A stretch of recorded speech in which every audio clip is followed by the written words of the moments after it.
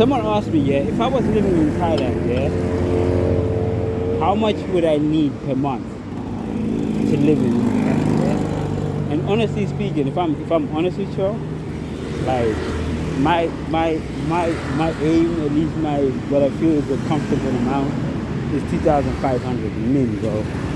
Like, yeah, I can live on less, but what people forget is that, right, so there's continued education, right? That shit costs money.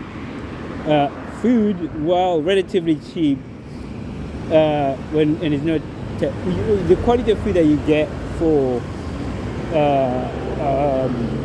compared to the West is relatively different and much better. But at the same time, I think that if you want to adhere to specific dietary requirements, you have to,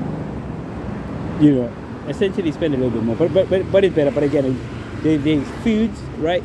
And then there's also like activities. So things such as, like, if you want to do a particular fitness route or something, it can be quite costly.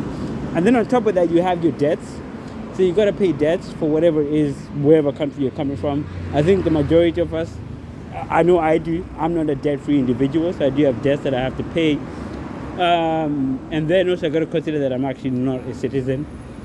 Not even a citizen. I I don't have a visa, or like a long-term visa like that. So that's also another factor to factor in. You can get a longer-term visa, but again, they have requirements of how much you have to actually earn to get a long-term visa. So even though I state that amount, it's actually like a requirement, like a stable requirement from the Thai people.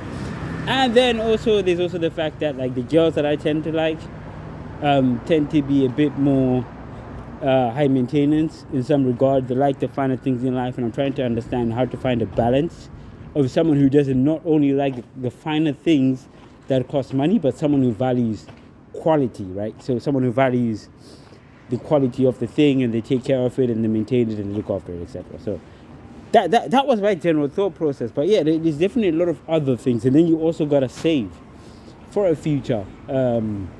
Given whatever circumstances might befall you while you're here. So I feel like that's an adequate amount. I still even feel like that could be bumped up a little bit, and we're talking 2,500 USD here. So that's my thought processes around that. When it is cheap, there is actually a few hurdles you have to overcome in order to ensure. Because you got to factor in the whole life. It's not just that day or that week or that month. It's you got to factor in the whole month, the whole year, the whole process in general.